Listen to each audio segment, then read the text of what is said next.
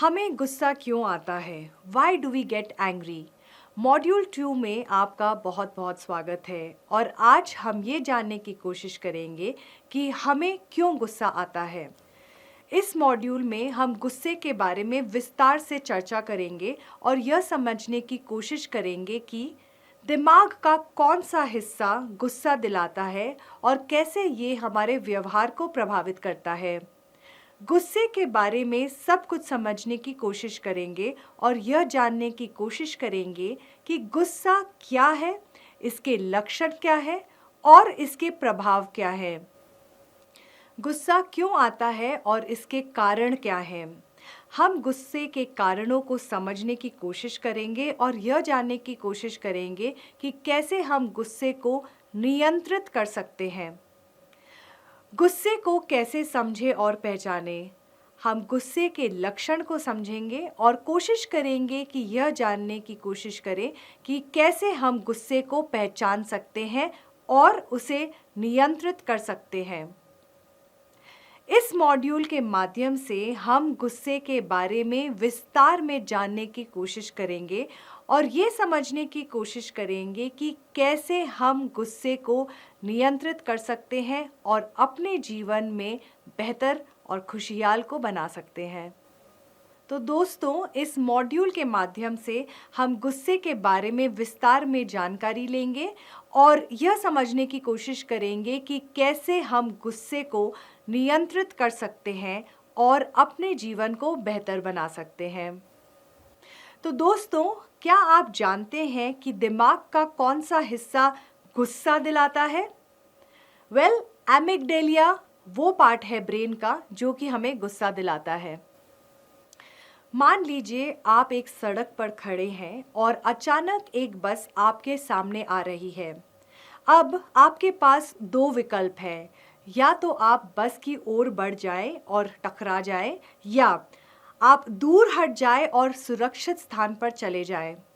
यह स्थिति आपके शरीर के फाइट या फ्लाइट मतलब कि लड़ाई या भागना प्रतिक्रिया को दर्शाती है।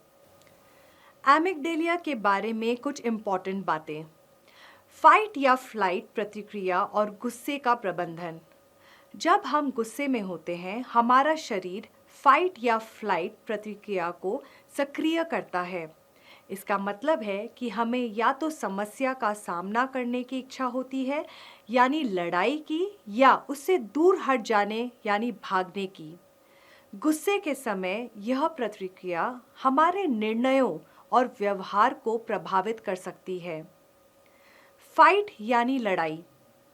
गुस्से की स्थिति में आप अक्सर लड़ाई का विकल्प चुन सकते हैं।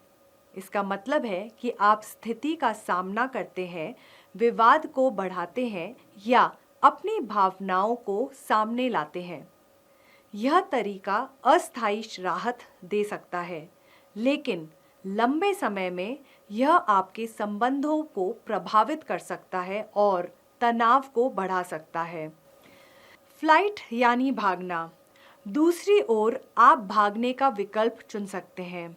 इसका मतलब है कि आप स्थिति से दूर हो जाते हैं और गुस्से को नियंत्रित करने की कोशिश करते हैं।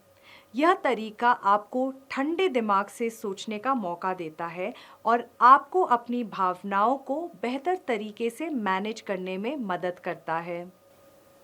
जब एमिगडाला, जो कि दिमाग का एक हिस्सा है और भावनाओं को नियंत्रित करता है, जब ये ट्रिगर हो जाता है तो यह आपके भावनात्मक प्रतिक्रिया को तेज कर देता है।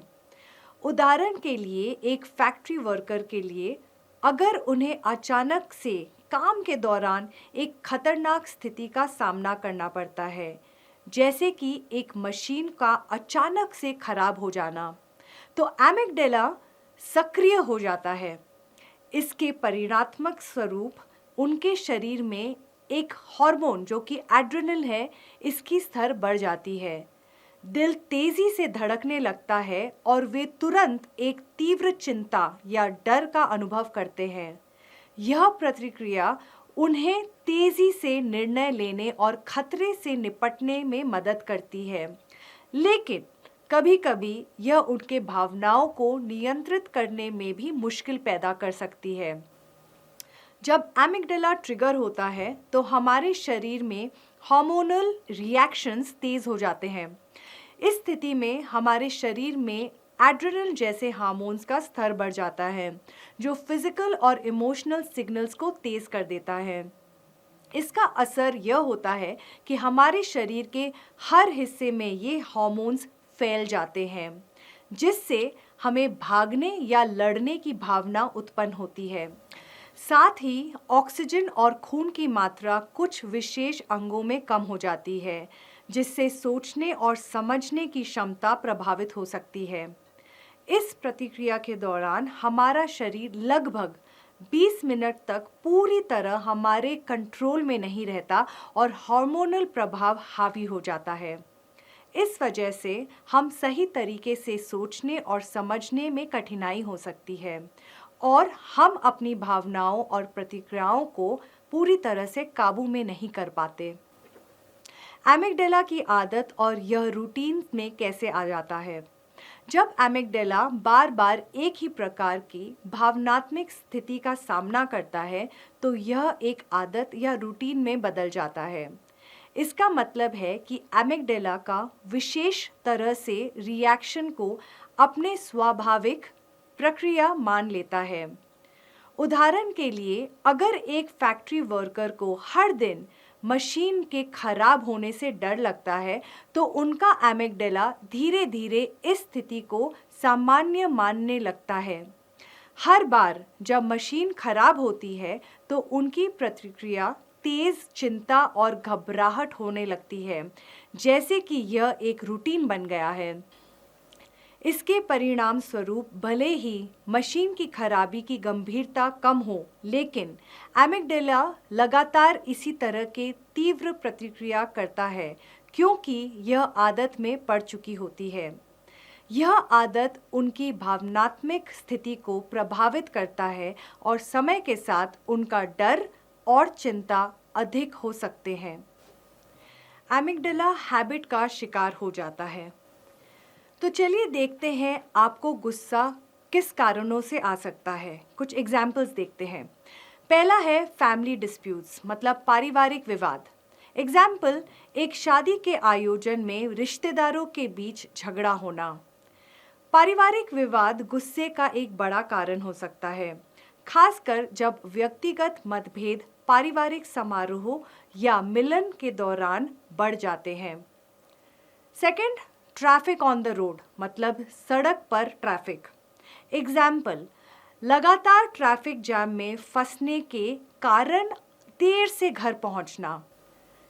Number 2, traffic on the road, सड़क पर ट्रैफिक। एग्जाम्पल, लगातार ट्रैफिक जैम में फंसने के कारण देर से घर पहुंचना। भारी ट्रैफिक गुस्से का एक महत्वपूर्ण कारण हो सकता है, जो महत्वपूर्ण कार्यों या योजनाओं को विलंबित करता है और निराशा पैदा करता है। थर्ड, वर्क प्लेस स्ट्रेस, मतलब कार्यस्थल पर तनाव। एग्जाम्पल, काम की अधिकता और समय की कमी के कारण बढ़ता हुआ दबाव। कार्यस्थल पर तनाव, जैसे कि अत्यधिक काम या समय की कमी, गुस्से को उत्पन्न कर सकता है, जो मानसिक और शारीरिक तनाव को बढ़ा देता है। चौथा, फाइनेंशियल इश्यूज, मतलब आर्थिक समस्याएं। एग्जाम्पल, पैसे की कमी के कारण होने वाले परेशानियां और संघर्ष। आर्थिक समस्याएं, जैसे कि पैसे की कमी या बचत की समस्याएं, गुस्से का कारण बन सकते हैं, खासकर जब यह जीवन की बुनियादी आवश्यकताओं को प्रभावित करते हैं। यहाँ कुछ और गुस्से के ट्रिगर्स दिए गए हैं। पहला, भूख लगना, यानी कि हंगर। एग्जाम्पल, जब बहुत समय से खाना नहीं मिला हो और आप अत्यधिक भूख महसूस कर रहे हो। भूख लगने पर गुस्सा बढ़ सकता है, क्योंकि शारीरिक और दिमाग को आवश्यक ऊर्जा नहीं मिल रही होती। दूसरा, नींद पूरा नहीं होना, मतलब लैक ऑफ स्लीप। एग्जाम्पल, रात में ठीक से नींद नहीं आने के कारण पूरे दिन चिड़चिड़ापन और गुस्सा महसूस करना। नींद की कमी गुस्से को बढ़ा सकती है, क्योंकि यह मानसिक और शारीरिक थकावट को जन्म देती है। तीसरा, अपना काम पूरा नहीं कर पाना, inability to complete your task. महत्वपूर्ण काम को समय पर पूरा नहीं कर पाने पर निराशा और गुस्सा महसूस होता है। जब आप अपने काम को पूरा नहीं कर पाते हैं तो इससे तनाव और गुस्सा दोनों ही बढ़ सकता है, खासकर अगर यह आपके जिम्मेदारियों और योजनाओं को प्रभावित करती है। तो चलिए हम एक एक्टिविटी करते हैं। एक पेन और पेपर ले लीजिए और यहाँ पर ये लिखिए, गुस्से से जुड़े हर अनुभव को उस पेपर पर लिख डालिए। कुछ कारण हो सकते हैं, जैसे भूख लगती है, शोर या ऊंची आवाजें, नींद पूरा न होना, जब कोई आपको चिढ़ाता है, जब कोई आपको धमकाता है, जब आप अपना काम पूरा नहीं कर पाते हैं। तो दोस्तों, यहाँ पर हमारा मॉड्यूल समाप्त होता है। एक जल्दी से रिकैप कर लेते हैं। दिमाग का वो हिस्सा जो हमें गुस्सा दिलाता है, जिसे हम एमिगडाला बोलते हैं।